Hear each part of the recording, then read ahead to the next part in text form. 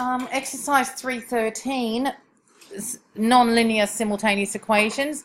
You can't use the elimination method, so just only use the substitution method to solve simultaneous equations involving anything that's not linear, like involving quadratics or cubics, etc. So one sec. If we look at this first question here, question 14, you may not recognize it as a quadratic yet, but you can't solve it because of this x times y equals 1. It actually is not going to be a linear simultaneous equation type. So we've got these two equations here. So we're going to rearrange. Look, we could either rearrange equation 1 or 2. Which one would you like? I'm going to rearrange equation 1. But 2 is easier to rearrange and put it in. I don't mind. What do you want to do? I can do it both ways. Rearrange 2. So if we rearrange 2, then we get y is what? Just 4x plus 3. So I'm just going to put rearranging 2. And then we can sub that in equation 1. Now I am going to do it the other way in a minute, so that just the beginning steps of it.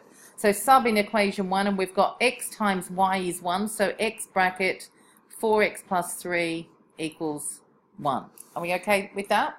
And then see, you can see now that it's a quadratic. So 4x squared plus 3x equals 1, or minus 1 equals 0.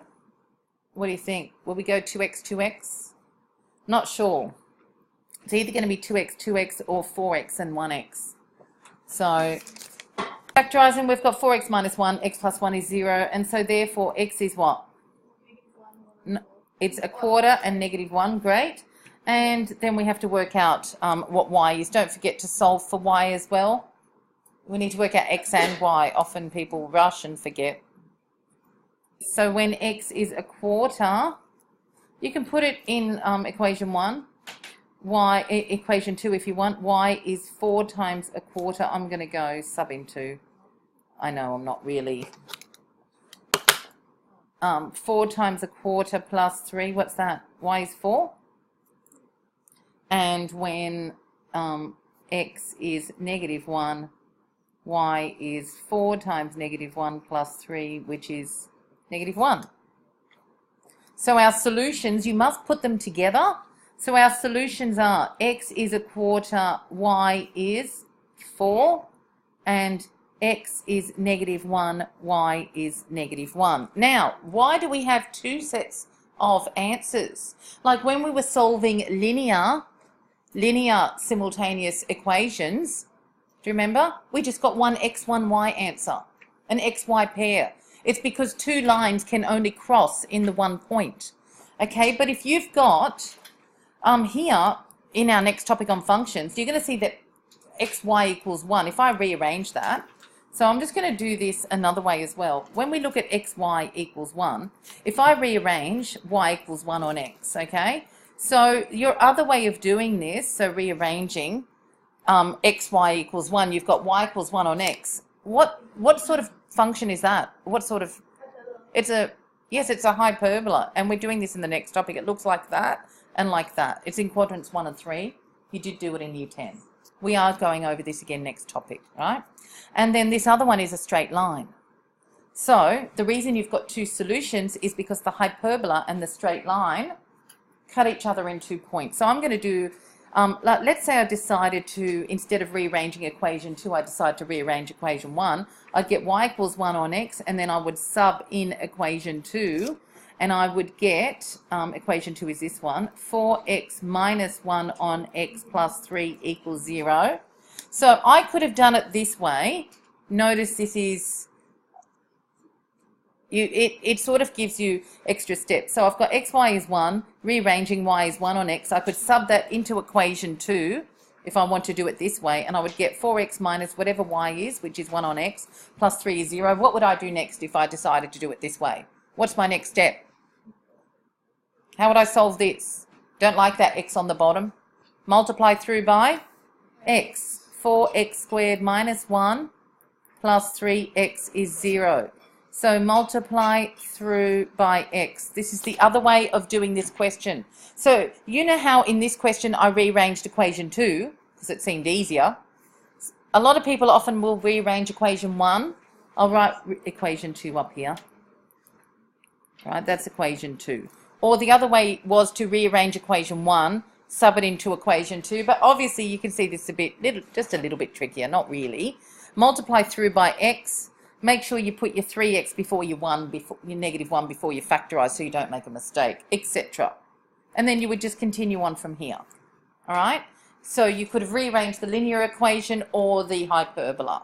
Now, why do I have two solutions? I'm going to just draw a quick sketch. This is the graph y equals 1 on x. And the line, this is y equals 4x plus 3. Pretty steep gradient. Would look something like this. Okay? Now I know this is not drawn to scale. So what are my solutions? X is a quarter, y is 4 would be this one here. So the hyperbola is the, these. So why do I have two sets of solutions? Because this would be the point a quarter 4, and this here would be the point -1, -1. The 2 points of intersections. Remember, simultaneous equations are where do these two graphs intersect. That's why we've got two sets of answers. If it's two straight lines crossing each other, they only cut once. So in exercise 312, only one answer. Two lines crossing. A parabola and a line may cut once, may cut twice, or never. We will do that when we do quadratic equations as well. All right? All right, do you know what type of function the first one is? X squared plus y squared is 1. We will do this next week, or this week. It's yes, it's a circle. And what about this second function? What type of function is that? X's and y's separated. Not. I could rearrange it. It's a straight line. This second function here is a straight line. So we've got a circle and a straight line. And we're hoping, look, if we do get two lots of solutions, then the straight line could cut the circle twice. If we get no solutions, then the straight line might be out there and the circle there. Do you get it? Or if we get one solution, the line might be a tangent to the circle. So we've got three possibilities here. Either there's going to be no solutions, there's going to be two solutions to this, or there's going to be one solution. All three are fine. We don't know unless I sketch them. I wouldn't know. But I'm going to work it out, of course. Right? So, how are we going to solve this? What should we do? Rearrange which one? Definitely rearrange the second. If you rearrange the first one to make y the subject or something, you're going to end up with square roots, and we really don't want to be doing that. So we're going to rearrange equation 2. So rearranging 2. I'm going to keep the 12y here on the left, and what have I got? Or you can make x the subject. It doesn't matter. We'll make y the subject. What have we got? 12y is -5x minus 13. Can I just get rid of the 12 and make it y is those divided by 12? You okay with that? Because you just go that one over, divide by 12. We're going to sub in equation 1. So we're going to substitute that in equation 1. So what have we got? X squared plus, in brackets. See how you've got this -5x minus 13? If I were you, I'd put the negative out. Negative bracket 5x plus 13 over 2 squared. How do you feel about that? Are you okay with that? -5x minus 13, they're both negative. Pull it out. Negative bracket. Isn't the 5x plus 13 a lot easier to expand? Right? So x squared plus y squared equals 1. So I've got x squared plus. Now when you square a negative, what do you get? Square the negative, positive, gone. Don't have to worry about it. If you didn't do that, I will show you on the side what you are going to have to do, and it will get you into a big, big mess. All right? So if you've ever got negative out the front, I would pull it out. Even if it was -5x plus 13, I probably would have written it as 13 minus 5x. You don't want two negatives in a perfect square. If there's one negative, you can always put the positive term first and write the negative one term second, but we don't want to expand a perfect square with two negatives. If you do, you just pull the negative out, because what's negative squared? A negative times a negative is a positive, so there's no more negative. Plus, so what have I got now? 5x all squared is what? 25x squared plus 2 times that, that's 130x plus 169. All of that is over what? Be careful. 2 or 4? 4 equals 1. Now what are we going to do?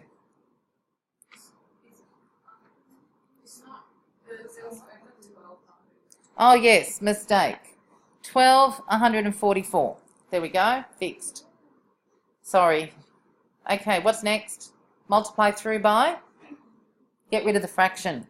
Multiply through by 144, so 144x squared plus 25x squared plus 130x plus 169 equals what? 144, good. That's 169x squared plus 130x. Is that plus 25? Yeah. This looks like a perfect square. Another one. What do we got? It's got to be 13x and 5 plus. Oh? Because it's plus 2 times that is definitely 130x. 25 is 5 squared. 169x squared is 13x all squared. Go for the perfect square. Hope that it works, and it does. Go for it and check it. Equals 0. So, what have we got? So, it must mean that 13x plus 5 is 0. No point plus or minus 0. It is plus or minus 0, but plus or minus 0 is just 0. So, x is what? Negative 5 over 13. You know how I said there are 3 scenarios? Which scenario is it? Does it cut twice? Does it touch the circle, or does it not touch the circle? How many solutions for x do I have? 1. So it must only be a tangent to the circle. So, and then we're going to go when x is negative 5 over 13, y is, oh no, we substituted in. Sub it into 1 or 2? Actually, we're going to sub it into 2. Ooh, it doesn't matter. Who wants to do 1? Sub it into 2 or 1? I want to sub it into, I'll sub it into 1. I've got sub into 1. Sub that, sub x is negative 5 on 13 into 1. So what do we got? Negative 5 over 13 squared.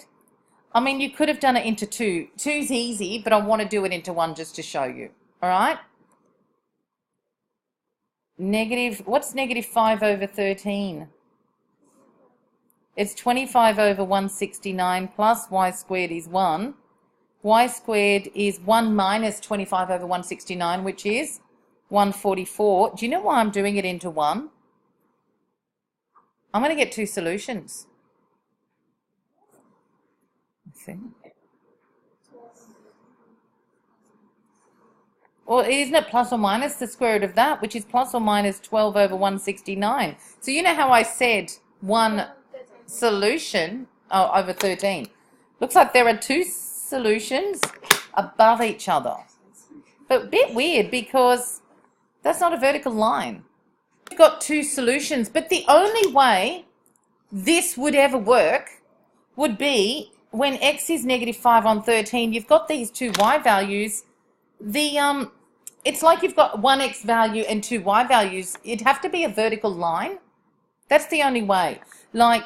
So the only way that could happen is if the line is vertical. Do you see that? To have the same x value and different y values to cross. That's not possible. Look at this straight line. This is not, for this to work, the line would have to be this to be the case, this would have to be the line x is negative 5 on 13. But the line is not. This has a gradient. See the rearranged form? What's the gradient of this line? Negative 5x, it's negative 5/12 is the gradient of the line. Do you get that? The line definitely goes like this. It's a negative gradient. It is not a horizontal line. So there are not 2 solutions for y. Can you sort of tell? So once we do the functions topic, you're going to be able to see this, that this is a circle. The only way that you would get the same x value and 2 different y values would be if it cut like that. You'd say x is this, y is that, x is this, y is that. But this is not the case. So one of these solutions is not correct. How are we going to know which one it is? instead of subbing into the quadratic, we should have substituted into the straight line.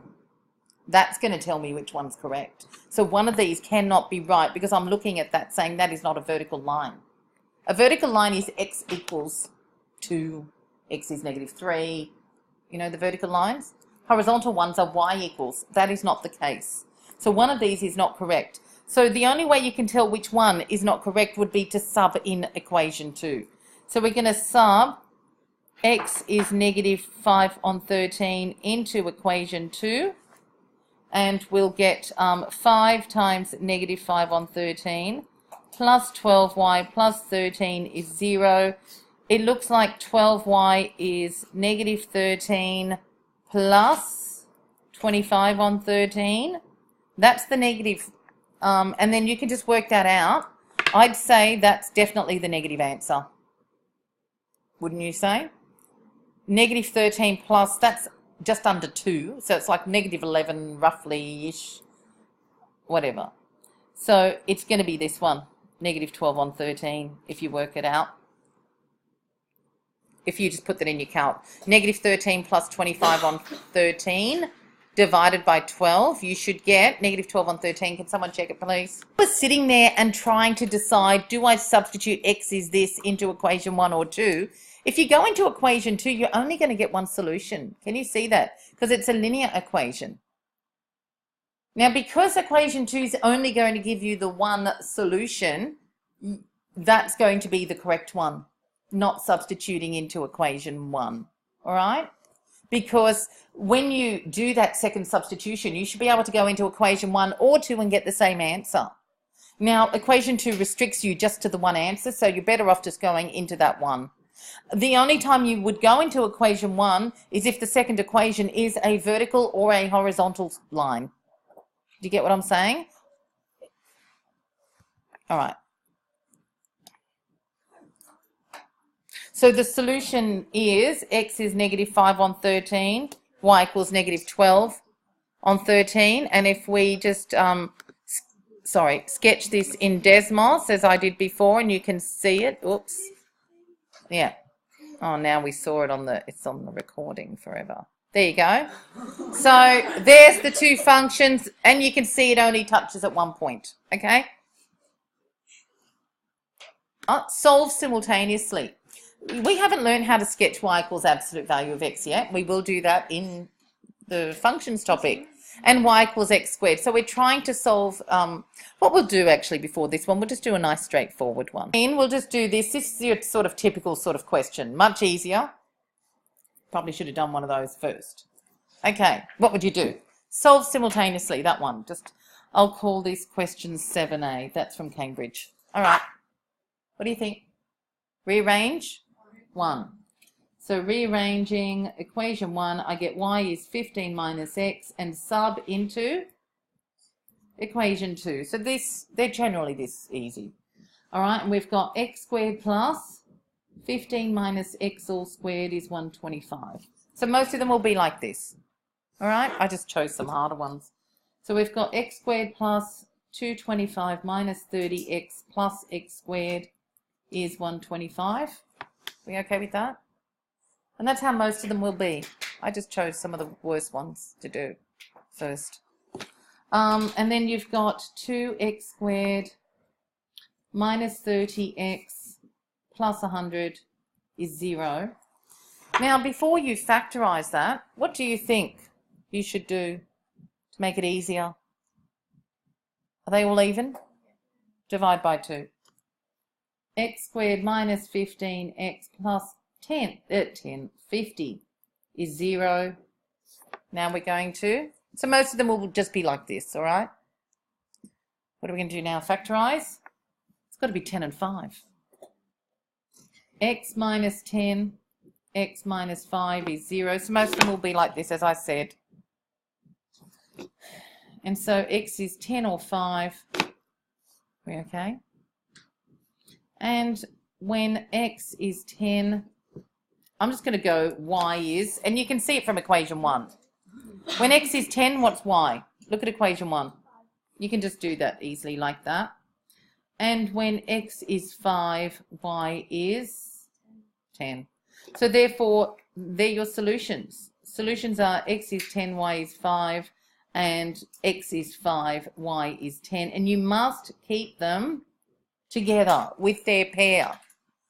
Why do you have to keep them with their pair? Because if I happen to graph these two, x plus y is 15, is y equals 15 minus x. That's a straight line with a gradient of -1, cuts through the y-axis at 15. This is a circle with radius square root of 125, which, whatever that is, we're doing that in the next topic.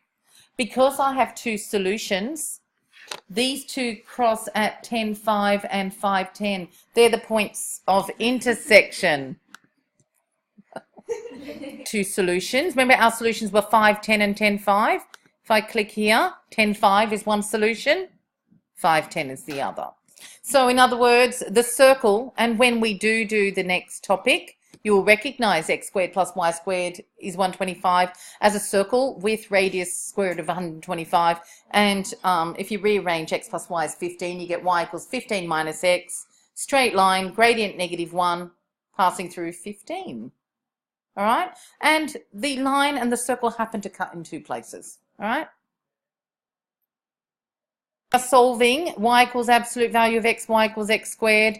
I've graphed them here in Desmos, and you tell me how many solutions. Oh, we've got to go in close. 3. We're looking at 1, 1, -1, 1, and 0, 0. So we're looking for... Now, the thing is, but notice here, see how I've got this line here? This line is the equation y equals what? You know when I have y equals absolute value of x, don't I say when x is positive, y equals x, and when x is negative, y equals negative x by the definition of absolute value? Can you see this red line here that I've clicked on there? That one is y equals x. What's the equation of this other line? Y equals negative x. So we have to solve these simultaneous equations separately, okay? The only way I'm going to get the points of intersection, this one here, is not if I solve y equals x with the parabola. Y equals x with the parabola gives me this point 1, 1, and it will give me 0, 0. When I solve y equals negative x with the parabola, I'll get this point here and 0, 0. Now, we do this more in the next topic. This is definitely something we'll do in the next topic. But I will do it here so you can be exposed. Looking at the definition of absolute value. So y equals absolute value of x. I have y equals x for x greater than 0. Do you remember that? If x is positive, if x was 7, doesn't y just going to equal what x is? And I have y equals negative x for x less than 0. Do you remember this? So that's my equation 1. And this is my equation 1 because we're going to work. We have to do two lots separately. And my second equation is y equals x squared. That's equation 2. And here y equals x squared. Or I can call this equation 3 and 4 if we want to keep it separate. Equations 1, 2, 3, and 4. And now we start solving. Okay? So I have to break up the y equals absolute value of x into, because always absolute value functions are these, and there will be one line and another line. One will have a positive gradient, the other one will have a negative gradient. So I'm just solving this. And what do I get when I solve? Don't I just sub 1 into 2? If y equals x and y equals x squared, can't we just say x squared equals y? Doesn't matter if you write sub 1 into 2 or 2 into 1. You put them equal to each other. So we've got x squared equals x. Are we okay with that? So now what do? X squared minus x is 0. Come on. X bracket, x minus 1 is 0, and so x is 0 or 1. What do I have to do?